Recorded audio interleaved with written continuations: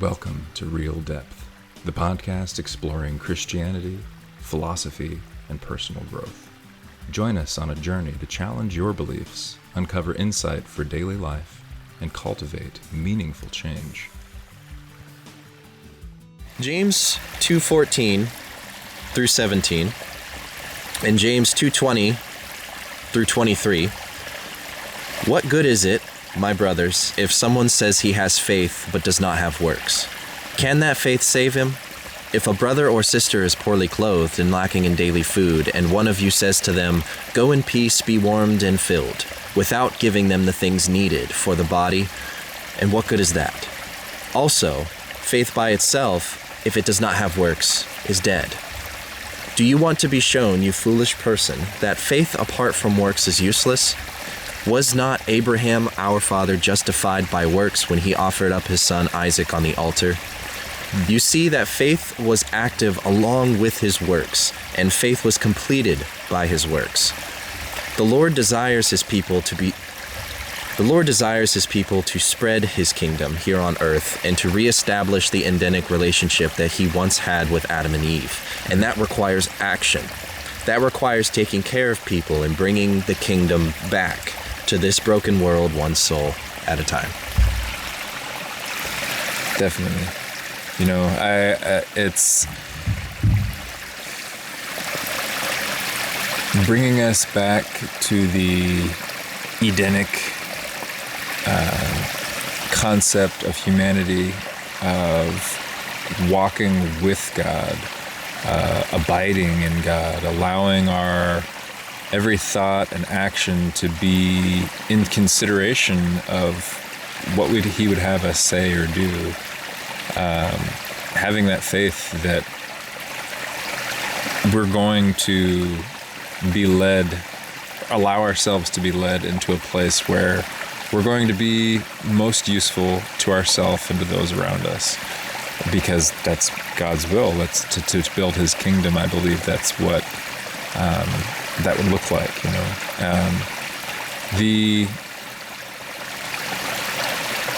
do you think, the story of Adam and Eve,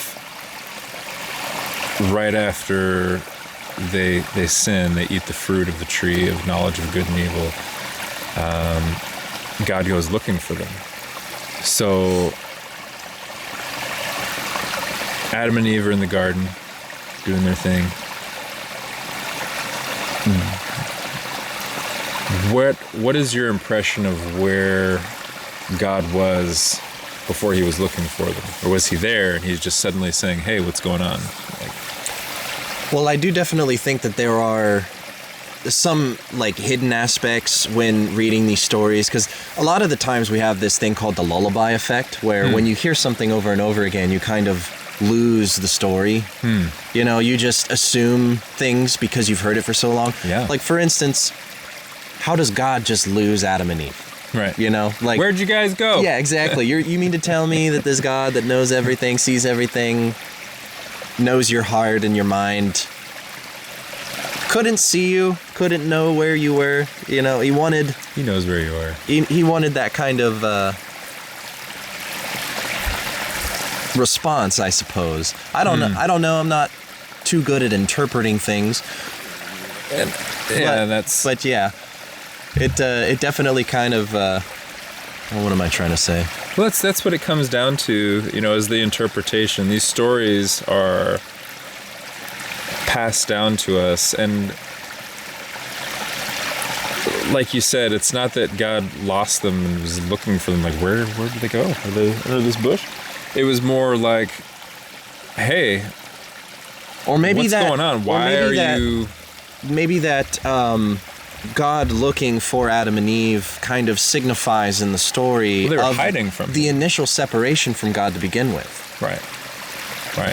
Because once they ate that, then they kind of once they ate of the knowledge of good and evil, then they knew essentially what it is that determined. Innocent. Well, they discovered that they could indeed for themselves determine what was right and wrong, Right. and that initiated the separation from Right. God, because it means that you're no longer following God, that you're putting yourself first, thinking that you know better. Yes, that you can do God's Because job. before that, it's not that it was blind obedience, but there was a very clear pathway forward.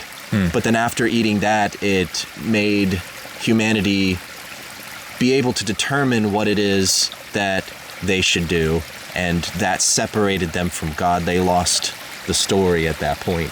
Right. They lost the plan.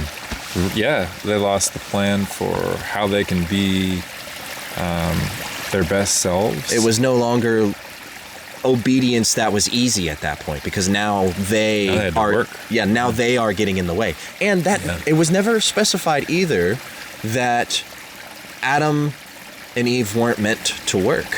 Sure. And it doesn't say that they never were. It's not that they were just laying around all the time. I think, to me, the impression I get from that is that, right, it's not like they were just not doing anything. Yeah, they were put into the garden to take care of it. There wasn't anything required for them to do to go out and find sustenance and to be taken care of. Everything was just kind of available, and they were free to explore. Well, it's just, I think it turned the perspective a little bit. When God cursed the earth and Adam, that it changed the perspective. Now, instead of doing so for the glory of God, that you did so without hesitance, now it's painful to do it. Now you recognize that there's a struggle in it. It requires energy, and it's like you only have so much energy in a day, and But now you're just we had prone to sleep before that. now you're just prone to complaining about it, I think. Sure, you're noticing it. Yeah, now you're noticing, like, instead, because when it's done for the glory of God, there isn't anything that you're not willing to do when you're in the right spirit. But when you let something separate you from God like that, then you're not in the right spirit, and you complain about everything. Something it reminds me of something I read in an amazing book that allowed me to comprehend the mechanics of surrender, called Untethered Soul. But something from there is talking about the spirit of a person and the energy that you have inside of you. So when you're in a depressed, withdrawn state, so let's say you just experienced a breakup or something like that, and it was a very substantial relationship that you had, and suddenly you're without this person, not around them anymore, and you feel lost and depressed and just a mess. And you're it's hard to find the ability to do anything, to get yourself up and go find something to eat, or to put clothes on, go to work, whatever, clean yourself. But then imagine, okay, a few weeks go by and you're still in this depressed state, right? But now you get a phone call, and on the other line is your significant other, your girlfriend, or maybe it's your wife, if you're, whatever the relationship may be, and they say, hey, I messed up. I really want to see you. I really want to reconcile with you. And that lowness of energy that you were experiencing, that inability to get yourself up and take action, take care of yourself, suddenly goes away, and you're filled with energy, and you're like, yeah, all right, let's do this. That you're overcome with this zest for life again, because you have something to live for, and you feel maybe you have this purpose, this invigoration comes back inside of you. And I feel like that's maybe, not that it has anything, it's not like the relationship we have with God that we have with each other, but that energy that wells up inside of us because of that connection that we think we have or don't have, and how much effort we're putting into having that connection, brings up that energy inside of us. And that's, so if we're living in line with where God is calling us to be, then we're going to feel energized and fulfilled. And if we're not, we're going to be struggling, and we're going to be toiling and kind of lost. So I wonder if the fall of man in the Garden of Eden did things get easier for us after Jesus came and sacrificed himself? At that point, was it like, okay, you still have to work at life. You still got to try. What do you mean by things got easier? The ability to have a connection with God, like that. I think so, yeah, when the veil was torn. Right. It's no longer the separation between us and God, and we don't have to. It just the Old Testament God, the relationship that humans had, that's portrayed in the Old Testament, is very ritualistic and rigid, and it appears that way anyway. And that's my limited understanding. I haven't done enough research into that myself. But in the New Testament, where suddenly this grace is given to us, the ultimate sacrifice is awarded, so that each of us it becomes so much easier to live and to find yourself. And I think that translates into everything, not just our connection with God, which is the ultimate thing, but that trickles down to everything else, If we have that connection with God, and since that's easier, everything else then becomes easier. So it's just, I wonder if after that, it wasn't so hard to survive anymore. Maybe farming was more difficult, before Jesus was crucified. I don't know. That's well, I think to find that out, maybe we would have to look at like archaeological evidence and different stuff like that. Yeah, I don't know. I'm in your boat. I don't know too much. Yeah, I don't know how to answer that one. We need to learn. We need some scholars. Are you a scholar? But so that was faith is completed by works. Yes. The fruits, the fruit of the Spirit that you manifest by your works, that the works that you're doing through faith, by the way, because as the verse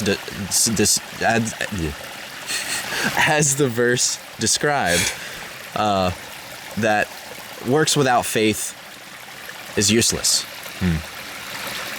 I mean, you can do a whole lot of good, but it destroys your heart and it destroys your soul if you do it for the wrong reasons. Yes. And likewise, with just having faith and not pursuing the things that God calls you to pursue. Yes. Then that's when you get up to the gates and Jesus says, "I never knew you." Right. You're idle, you were hollow. Not only will we have to answer in life for the things that we've done, we will doubly have to answer for the things that we didn't do.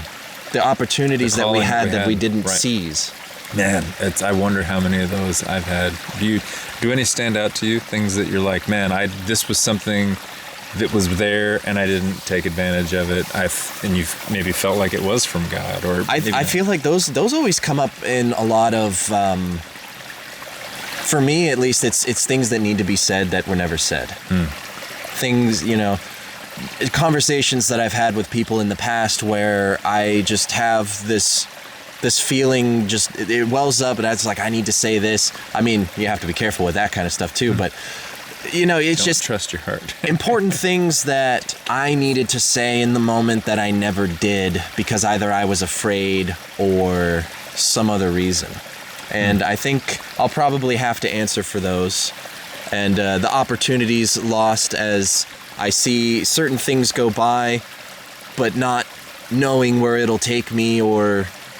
hesitating. Yeah, the hesitation in order to take something, but then you hesitate too much and it's gone. Interesting. Do you think that certain things only come up once in your life? Certain things? Like no, certain opportunities? I think multiple times can a single opportunity come up to you, but it'll be presented in a different way than it was before. Right. It's not going to look the same, feel the same. I think if maybe if we had made the wrong decision and didn't seize the opportunity to buy Lomker's Holler, then... we probably would have been presented later in the future with a different opportunity. It just wouldn't have been when we wanted it to happen. Like this. Interesting. This move down here, it wasn't just that it was presented to us as an opportunity for us to seize right then, but it was also something that we really wanted to do as well. Right. So it kind of lined up with, it was our interests and what we also thought that God was calling us to do. But then if we didn't do that, then it would have been so much more difficult, and the trials would have been a lot different.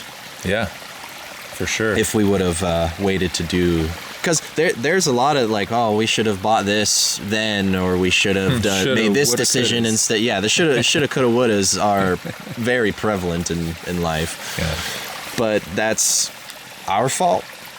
Yeah. We just didn't seize the opportunities when they were presented, mainly out of fear. It's always out of a spirit of fear, man. Do we miss the things that truly are necessary for us. So tired of making decisions and living life based out of fear. And most of the time, it's the fear that you're going to suffer more than you already are. Right.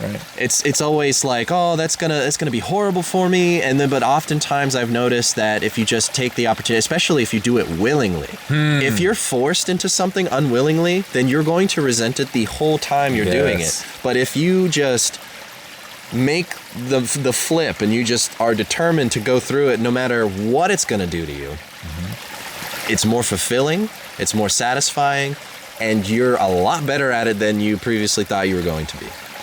Yes, definitely. How well do you think you are today at abiding with God? Yeah. Probably not as good as I could be. And like I said, a lot of my decisions most of the time are based in fear. Or at least a lot of the decisions to not do something. You know, just a recent example. And I've been thinking about it the whole time. We were back in Ohio visiting over the Easter weekend. Yeah. And we were on our way back.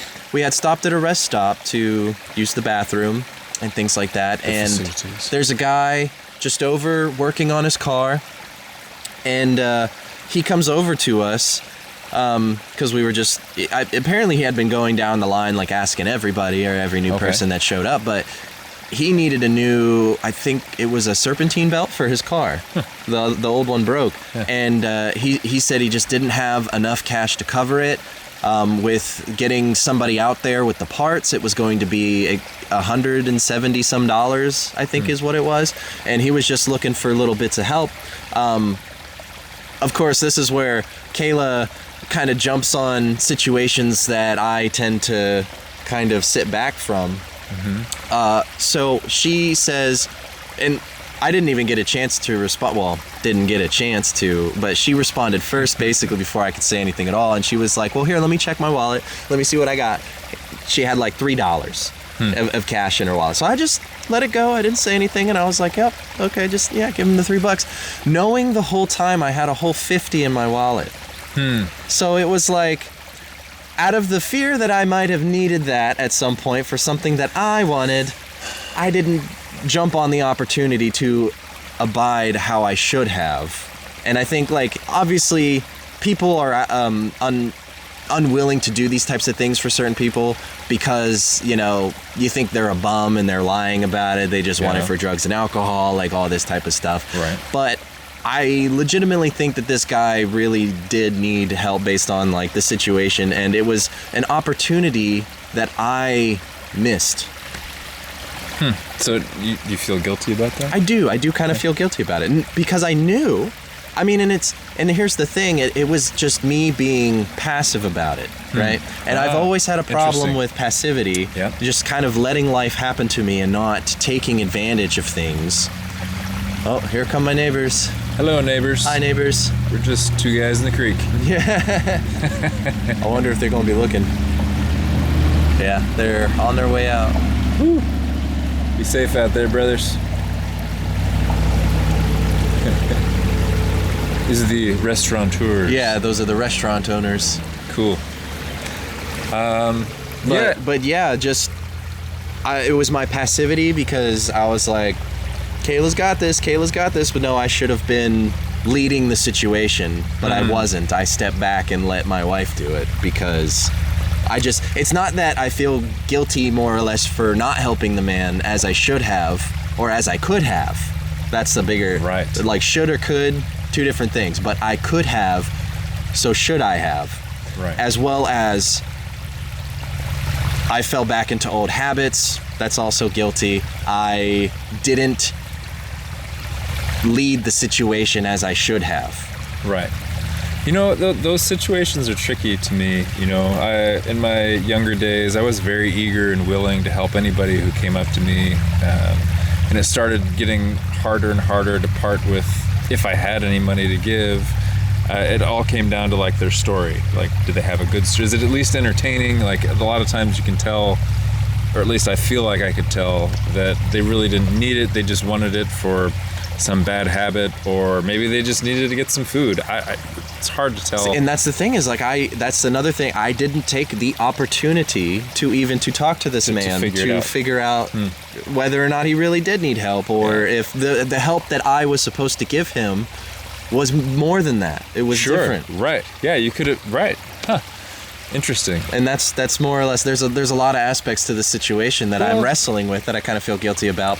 Another part of that is protecting your family. You know, there's this stranger that is coming up to you asking for money. You've got a wife and a young child, and you do have some money, and you do possibly have some time and energy that you could take and help this person, but what about putting your family in danger, you know? So it's a balance. It's at the same time, I guess, you like you said, you didn't take that time to assess it, to take it further, to check with God on it. This man's demeanor, didn't get a weird vibe from him. Yeah, I didn't get a weird. He seemed like a very nice dude. He was very clean. Yeah. So I assumed that he wasn't a bum. He wasn't homeless or something like that. He wasn't just down on his. He was just down on his luck. He was just in a tough situation. He was just in a spot and needed just a little bit of help, whether that help be a word or whether that help be a little bit of time and money. Yeah. Whatever it may be. Sure. Yeah, it's tough. It was my opportunity to manifest fruits. Yeah. And I wilted.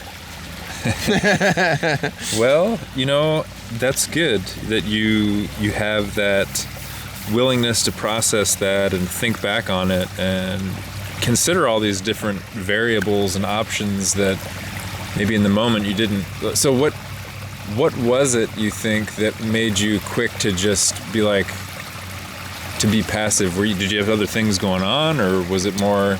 No, it's just old habits that I had fallen into. It was just the way that I was necessarily, like, even while I worked at Cinnabon and Indians, like, I just didn't like people, you know? Like, I mean, I am a kind of like people. Wasting my time. Yeah, I am a kind of people person, but I was like a no new friends type of deal. I don't have like time for you. Yeah. Like I had to really before I let my barriers down and let you in to be a part of my life. Like I have to really get to know you first. Right. We gotta prove ourselves to each other.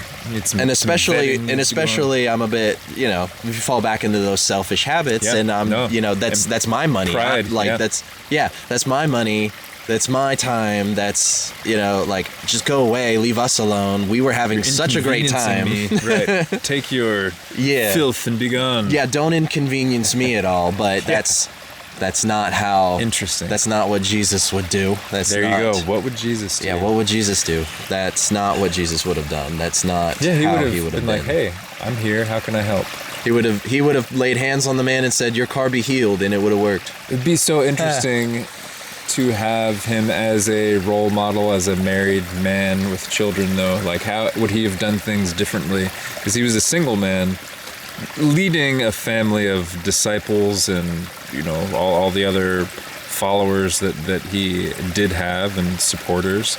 Well, I think Jesus in a situation would be able to assess a situation a lot better than I could. Sure. As well as, you know, when Jesus speaks, I mean, I could imagine that it would have definitely put a lot of people in angst at ease. Right. So if you had somebody who might be willing to hurt you to get what they want. Yes. Might not Be necessarily able to talk them down. Yeah. Definitely And be they able would to change the situation. Because he's healed. What was the go and sin no more? You know, like that was always, that stands out to me as something he was saying to people a lot when they needed healing or they were having trouble. He would address their specific situation and also at the same time their spirituality. Like, you have this affliction because something's not right inside of you. So carry on with your life, but be more intentional, make good decisions, and in a lot of instances, help when you can help. A lot of instances, love projected really curbs. What's the word I'm looking for? Maliciousness. Maliciousness? Like malicious intent. Malicious intent. There we go. And on that note, it takes us over to fruits of the Spirit. You know, what is that? Love, joy, peace, patience, kindness, goodness, faithfulness, gentleness, and self-control. Yeah. Okay. So, are these the things that we're going to manifest through our actions? Those are the fruits that, or is fruits a bit more broad when it's talking about like the works that you're doing and the fruits that are created because of those works? Is it limited to those things? So those are the fruits of the Spirit, that when you're fully invested, that when you give yourself fully, that these are the traits in which you manifest forward. And then it's the these gifts fruits that you're given. Yes, then there's the works that you do through these fruits that complete your faith and spread, like, when it says like fruits, you'll know them by their fruits. It may be referring to the fruit of the Spirit, that you can genuinely tell if someone is fully committed to the Spirit because of their demeanor, right, as well as the things that they manifest as a result of their actions, the gifts or the blessings that they bring to society. Yeah. That I had the opportunity to bless that man that day, and I failed to do so. You know what? You're going to have more opportunities to bless people. And every time I feel like, I don't know how much you're wrestling with this, but because you are, the next time something comes up, you're going to be quick. I'm going to be a little bit more conscious about, but yeah, I would hope and I would pray about it that yes. I would have good discernment in these situations, that I wouldn't just hopelessly lead my family to destruction somehow, you know, just trying to ruin myself to bless somebody, you know, I don't. But then again, there's this thing that I've always heard, at least from other people, that you are allowed to test God on, is how much He'll give back to you when you give. You know, like, right. I could have given him that $50 then, and I would have been out, you know, maybe a little bit of help, some time, a word. But then that would come back to me in the form of something greater. Right. A little bit later, and not perhaps when I wanted it to, right, but it would. Right. It's amazing, you know, just the journeys that we're on, the lessons that we're learning, and I wish there was a way to be able to encapsulate and present information and lessons that we've learned to people, like a video, that would, like, I'm thinking more for like our children, like I was so rebellious and so desired to just do things my own way and learn my own lessons. I'm going to make these mistakes. I know, that's what happens all the time. When you bang your head into the wall, you're going to hurt your head, but I'm going to do it anyway and hope something different happens. if only there were a way of helping people with that spirit. I mean, I don't know. Well, that's where we have faith. We give it to God. We trust God that, like, we're just going to charge head on into this situation. Yeah. And we trust God that we'll come out the other side, perhaps a little bit different than before. Yeah. Well, that's one thing you can always count on, right? Change. Things will continue to change. And the thing that doesn't change is God, though. You know, His truth and His words over our lives, and the abiding within Him, that doesn't change. As long as we're pursuing that and seeking to be in his company, to follow his lead, and to go where he calls us. You know, something I keep thinking about in the situation with this guy or any other similar circumstance. If it did end up being something where this person had malicious intent, you would have the opportunity to get away from that, I believe, you know, especially because you're going into it with willingness to help and be of use. I don't know, the fear inside of me is like, oh, I'm going to get taken advantage of, something bad's going to happen, I need to protect, I need to preserve, stay away. But I think just like we were talking earlier, you're going to continue to get opportunities in your life to pursue the path you're supposed to take. And if you allow yourself to be blinded by something, you won't see that opportunity. But if you start down a path and then suddenly there's a threat or something bad's happening, you're going to get the opportunity to correct it. It's like my wife and I have very different takes on storms and tornadoes. For some reason, I'm not worried about the tornadoes. Like, they're going to come, and that's fine. But they're gonna come and that's fime. They're here, you know. It's like part you of. You can't make them go away just by saying shush. Right. Go away, tornado. Bad tornado. Bad tornado. But I believe that we're going to get the opportunity to protect ourselves and preserve our family because we are doing our best. I'm doing my best to live in line with the plan that God has over me. So it's like,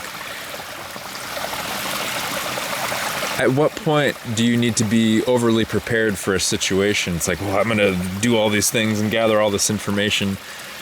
I guess if that's what you're called to do. Well, see, I think, yes, it's a good idea to be prepared, but I think also that when you get put into situations, like, for instance, this time, this was my missing of the mark, so to speak. This was me falling back into my sinful ways, which is funny because sin is an archery term, meaning that you just failed to hit your target. And I've always said this before to other people that it doesn't have to be a big thing like idolatry or murder in order for it to be a sin. Right? It could be a lot, and it could be very vague. But all it is just you miss the mark. Yeah. That's all it is. But like what you said, you have the opportunity to come back and recorrect. Right. What was the thing you said? Because I cannot remember where I was going with this. I don't know. I was talking about tornadoes and being prepared for incoming threats. Yes, I do think that when you get put into situations that you need to correct, like a trial from God, that you know, like you had said in a previous episode that like when you pray for patience, you don't just become patient. Right. You go through the trials that make you see you learn patience. You learn the necessity of patience. And that's precisely what this was a trial for me to overcome a past that was still haunting me. Yes. A portion of my past that's still haunting me. And I failed to hit the target, but I was prepared for that instance. You know, like we rarely ever carry cash on us. It's a very rare instance that we have cash, especially cash in that large amount. Right. So, typically, So, like what I said, Kayla only had like $3 spare crumpled up in the bottom of her purse. You know, like we don't ever carry cash. But I had been prepared ahead of time for this opportunity. Yeah.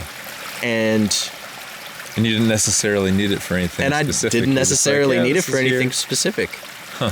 So, yes, it was definitely a trial. I think it was a situation brought on by God's grace to help me, like I had been praying for, to relieve myself of these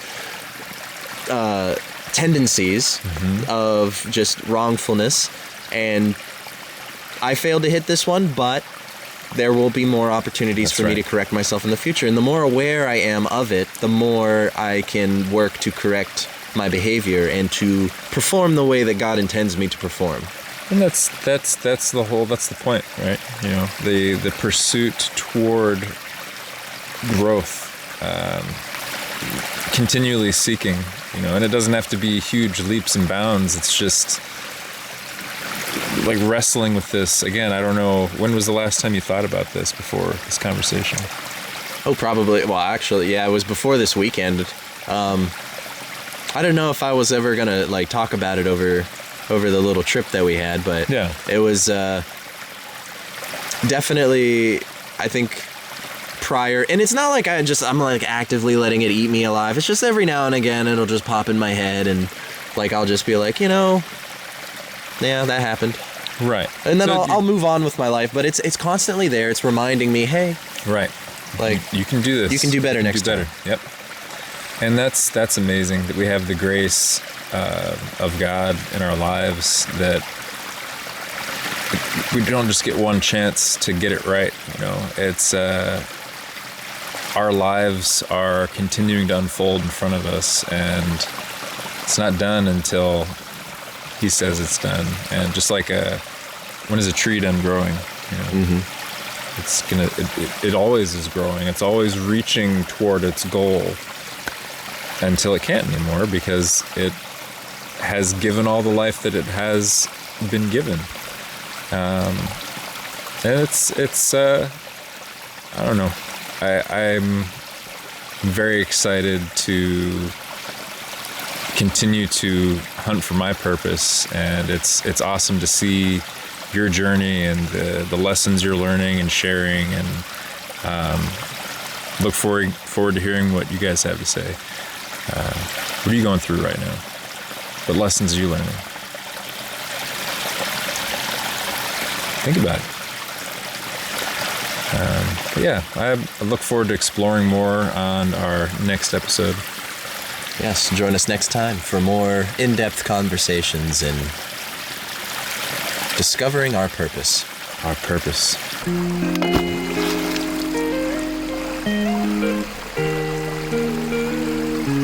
God is good. Yes. Prayer is powerful, and we all have the ability to call on His strength. He is our Father, after all. Thanks, Daddy.